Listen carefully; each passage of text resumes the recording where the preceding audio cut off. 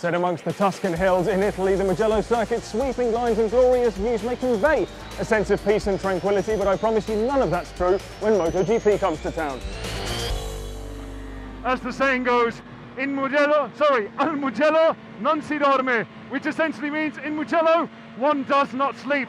Anyone who's ever experienced the roar of the 1000cc machines and the amazing atmosphere at this Italian track will certainly vouch for that. It's absolutely crazy here. The noise of the fans, the circuit, it really is an absolute gem on the MotoGP calendar. So let's take a little look around, starting on the main straight, which actually is only the second longest in MotoGP after Austin, but it has higher top speed due to its faster entry.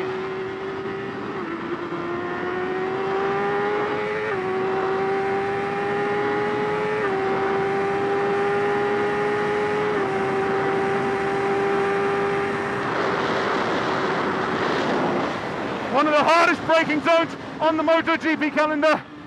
Most people will remember for Marquez's huge crash in 2013 at 300 kilometers an hour into the San Donato. There'll be many passing into this first turn up to Luco and Poggio Secco. This is the scene of the Rossi Bautista incident in 2013. Also where Marquez crashed out of the race last year. Poggio Secco means dry hill, but there weren't many dry eyes in the stand that day. Down to Materassi and Borgo San Lorenzo, named after local idol Emilio Materassi and the close by town. Here we saw a great little scrap between Lorenzo and Marquez in 2014 for the win. Then down to the corner with arguably the most recognisable name on the GP calendar, Casanova.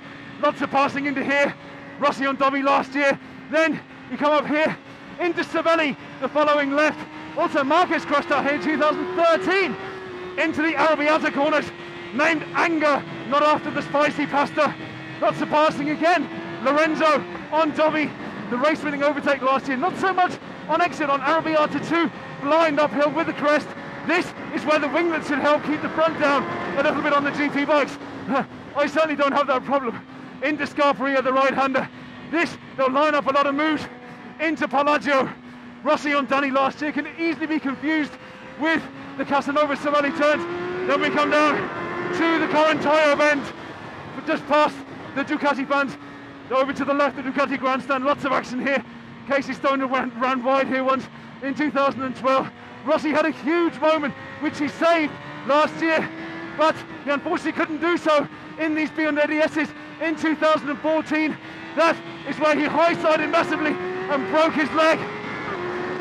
Down into the final turn, Buzzine. The big question is, should you pass before you come into this corner? Can you outdrive the other bike? Or is it best if you stick behind in the slipstream? Only the rider, the gearbox and engine technician can answer that corner. A beautiful track made for beautiful racing.